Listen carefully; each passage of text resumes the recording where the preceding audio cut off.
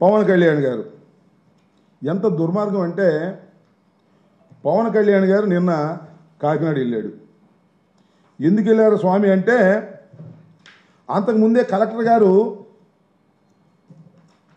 అక్కడ జరుగుతున్నటువంటి ఈ పీడిఎస్ రైస్ బియ్యాన్ని ఒక షిప్లో వెళుతుంటే దాన్ని పట్టుకున్నారని వార్త వచ్చింది.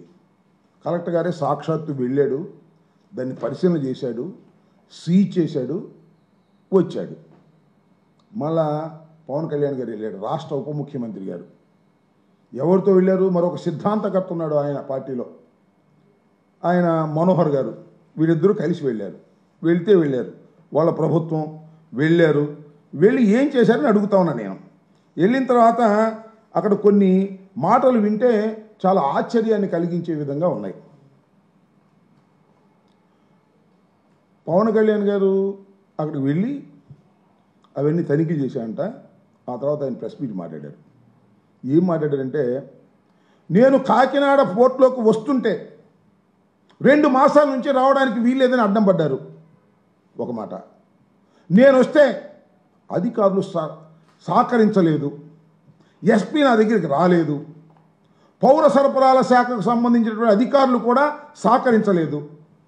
నేను సముద్రంలోకి వెళ్ళి ఆ పోర్ట్లో ఉన్నటువంటి ఒక ఓడలో జరిగేటటువంటి కార్యక్రమం చూడాలని బయలుదేరితే మీరు వెళ్ళొద్దు సార్, రఫ్గా ఉంది సి, మీరు వెళ్ళటం ప్రమాదకరం అని చెప్పారు. అయినా సాహసం చేసి నేను వెళ్ళాను. చాలా గొప్పగా సాహసం చేసి వెళ్ళాను, చూశాను, పట్టుకున్నాను. అంతకుముందు పట్టుకుందే, కొత్తగా పట్టుకుంది ఏం కాదు.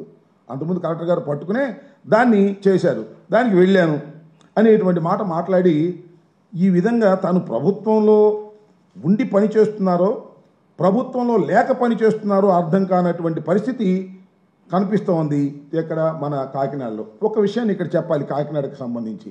Kakinada port anchor port. ఈ రాష్ట్రంలోనే కాదు, ఛత్తీస్గఢ్లోను, ఒరిస్సాలోను అక్కడి నుంచి కూడా బియ్యం వచ్చి ఇక్కడి నుంచి ఎగుమతి అవుతాయి. ఎక్కడికి ఎగుమతి అవుతాయి? ఇతర దేశాలకు ఎగుమతి అవుతాయి. దాని ద్వారా మనకు ఫారెన్ ఎక్స్చేంజ్ వస్తుంది. చట్టబద్ధంగానే ఎగుమతి అవుతాయి రైస్ అంతా కూడా, బియ్యం అంతా కూడా. అయితే ఇక్కడ జరిగేది ఏంటంటే ఈ బియ్యంలో పీడిఎస్ రైస్ కూడా కలిపి పంపిస్తున్నారు. అది స్కామ్.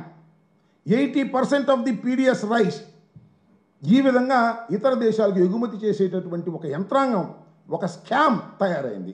అది ఎప్పుడు జగన్మోహన్ రెడ్డి గారి టైంలో తయారు కాలేదు, లేదా అక్కడ ఉన్నటువంటి మా ఎమ్మెల్యే గారు చంద్రశేఖర్ రెడ్డి గారి టైంలోనూ తయారు కాలేదు.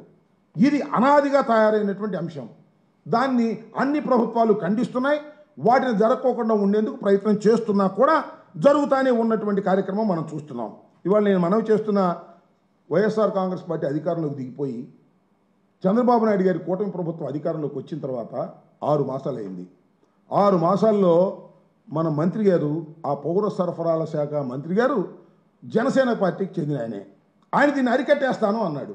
మంచిదే, అరికట్టాడా? దేశం అంతా తిరిగాడు, రాష్ట్రం అంతా తిరిగాడు, మిల్లు మీద సీజ్ చేశాడు. 68,000 42,000 మెట్రిక్ టన్నుల యొక్క లక్షల మెట్రిక్ టన్నులు నేను సీజ్ చేశాను అన్నాడు. మరి ఎందుకు వెళ్తున్నాయి అక్కడ? వాళ్ళు ఎందుకు కలెక్టర్ గారు పట్టుకున్నాడు? మన ఈయన ఎందుకు వెళ్ళాడు? పవన్ కళ్యాణ్ గారు ఉప ముఖ్యమంత్రి గారు. నేను అడుగుతా ఉన్నా, ఉప ముఖ్యమంత్రి గారు అక్కడికి వెళ్ళాడు, వెళితే ఎవరూ సహకరించలేదంట. అసలు మీరు ఎందుకు వెళ్ళారో నాకు అర్థం కాల. ఉప ముఖ్యమంత్రి గారు అక్కడికి వెళ్ళి అధికారుల మీద విరుచుకుపడేటటువంటి కార్యక్రమం చేశాడు. నేను మనవి చేస్తున్నా ఉప ముఖ్యమంత్రి గారికి, అయ్యా ఉప ముఖ్యమంత్రి గారు, ఈ టోటల్ స్కామ్లో వైఎస్ఆర్ కాంగ్రెస్ పార్టీకి ఏమీ సంబంధం లేదు. మీ ప్రభుత్వం అధికారంలో ఉంది, మీ ఎమ్మెల్యేలు అక్కడ ఉన్నారు, మీ ఎమ్మెల్యేలే దీనికి ప్రధానమైన కారకులు అని ఈ సందర్భంగా నేను చెప్పదలుచుకున్నాను.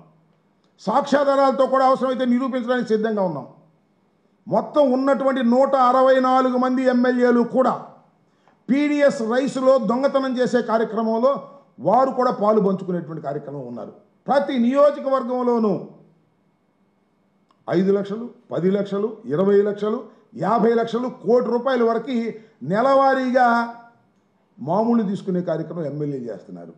మీ ఎమ్మెల్యేలు ఏమో శుభ్రంగా మామూలు తీసుకొని పీడిఎస్ రైస్నేమో మిల్లర్లకు పంపించి ఆ మిల్లర్ల దగ్గర నుంచి వాడల్లోకి ఎక్కించి పంపించే కార్యక్రమం చేస్తున్నారు. మీరేమో అధికారుల మీద కేకలేసే కార్యక్రమం చేస్తున్నారు. మీరు వెళితే నేను అడుగుతా ఉన్నాను సార్ పవన్ కళ్యాణ్ గారిని, ఈ రాష్ట్ర ఉప ముఖ్యమంత్రి గారిని, అయ్యా మీరు వెళితే అధికారులు మీకు సహకరించలేదని నిప్పులు జరుగుతున్నారు కదా, అసలు ఎందుకు సహకరించలేదు? అసలు మీరు అధికారంలో ఉన్నారు కదా. బహుశా ముఖ్యమంత్రి గారు, మాకు అనుమానం వస్తుంది, ముఖ్యమంత్రి గారు మీరు వెళితే సహకరించొద్దని ఏమైనా చెప్పారా? లేకపోతే లోకేష్ బాబు గారు మీరు వెళితే అధికారులు ఎవరు సహకరించకూడదని చెప్పారా? ఉప ముఖ్యమంత్రి గారు అంటే చిన్నవారు కాదు కదా.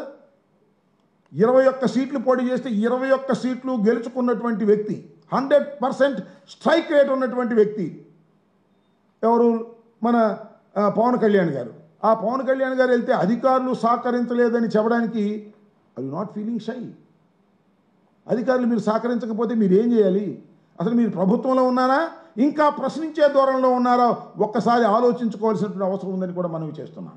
ఇవాళ చంద్రబాబు నాయుడు గారి పరిపాలనలో మీరేం చెప్తున్నారు? చంద్రబాబు నాయుడు 5 సంవత్సరాలే కాదు, ఇంకో 5 సంవత్సరాలు కూడా ఈ రాష్ట్రాన్ని పరిపాలన చేయాలి, 10 సంవత్సరాలు ఈ రాష్ట్రాన్ని పరిపాలన చేయాలి అంటున్నారు.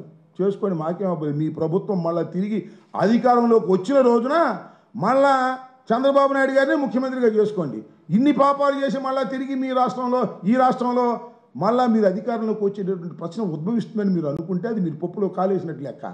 మళ్ళీ తిరిగి చంద్రబాబు నాయుడు గారినే మీరు అధికారంలోకి తీసుకొచ్చి ఆయన్నే ముఖ్యమంత్రిగా చేయాలంటే మాకేం బాధలేదు. ఏదైనా బాధపడాల్సి ఉంటే లోకేష్ బాబు బాధపడాల్సింది తప్ప మాకేమీ సంబంధం కూడా లేదని మనవి చేస్తున్నా. మీరు 100కి 100 పాళ్ళు మళ్ళీ తిరిగి అధికారంలోకి వచ్చేటటువంటి పరిస్థితి లేదనేది కూడా మీరు గుర్తుపెట్టుకోమని మనవి చేస్తున్నా. ఇవాళ మీరు కాకినాడ వెళ్ళి సినిమాలో లాగా ఒక డ్రామా కార్యక్రమం, సినిమా షూటింగ్ కార్యక్రమం మీరు చేసేటటువంటి ప్రయత్నం చేశారు తప్ప చిత్తశుద్ధితో పీడిఎస్ రైస్ని డిస్ట్రిబ్యూషన్ని ఆపాలనేటువంటి కార్యక్రమం మీరు చేయలేదు. 11,000 కోట్ల రూపాయలు ఇవాళ రాష్ట్ర ప్రభుత్వం కానీ కేంద్ర ప్రభుత్వం కానీ దాన్ని ఖర్చు పెడతా ఉంది. ఆ ఖర్చు పెట్టేటటువంటి దానిలో మీ ఎమ్మెల్యేలు వాటాలు తీసుకొని ఇవన్నీ ఎగుమతి చేసే కార్యక్రమం చేస్తున్నారు. ఆ విషయాన్ని మర్చిపోయి అక్కడికి వెళ్ళి ఎస్పీ మీద, అధికారుల మీద మీరు కేకలేస్తున్నారు. నేను మనవి చేస్తున్నా, అసలు ఆ పోర్టులోకి వెళ్ళాలి అంటే 2 చెక్ పోస్టులు ఉన్నాయి, పౌర సరఫరాలకు సంబంధించిన చెక్ పోస్టులే. ఆ 2 చెక్ పోస్టులు కూడా దాటి వెళ్ళిపోయిన బియ్యం అంటే ఎవరు దీనికి కారణం? పౌర సరఫరాల శాఖ కదా. ఆ పౌర సరఫరాల శాఖ మీ పక్కన కూర్చున్నటువంటి మనోహర్ గారు నిర్వహించడం లేదా? అది జనసేన పార్టీకి సంబంధించిన వాళ్ళు నిర్వహించడం లేదా? మరి దీనికి మీరు బాధ్యులేంటి? నిజంగా ఇదే నిజమైతే, ఈ స్కామ్ నిజమైతే ముందు పౌర సరఫరాల శాఖ మంత్రి రాజీనామా చేయాలి, ఆ తర్వాత మీరు చేయాలి.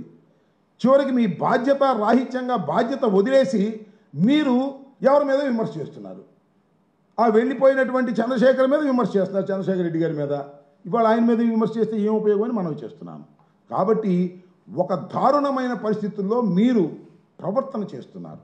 చాలా దురదృష్టకరమైనటువంటి ప్రయత్నం మీరు చేస్తున్నారు. మిమ్మల్ని మీరే దూషించుకుంటున్నారు, మిమ్మల్ని మీరే విమర్శించుకుంటున్నారు. ఆ ఎస్పీని మీరే విమర్శిస్తారు, పౌర సరఫరాల శాఖలను కూడా మీరే విమర్శిస్తారు, ఈ ప్రభుత్వాన్ని మీరే విమర్శిస్తారు. కానీ ఈ ప్రభుత్వంలో బాధ్యత మాదేనంటారు.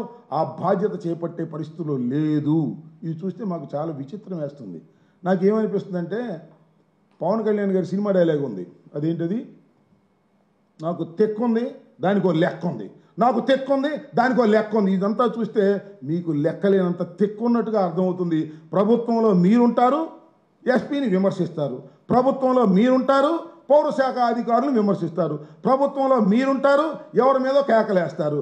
అదేమంటే ఇది చాలా వండర్బుల్ పోర్ట్, దీని ద్వారా చాలా ప్రమాదకరమైన అంశాలు జరిగే ప్రమాదం ఉంది, ఆర్డీఎక్స్ వస్తుంది, అవి కసప్లాగా ఎవరో వచ్చి దుండగులు దీని మీద వచ్చేసి కాల్పులు జరిపేసి ఈ దేశానికి రక్షణ లేకుండా పోతుందని కొత్త కొత్త విషయాలు చెప్పేస్తారు. మాకు అర్థం కాదు ఇదంతా.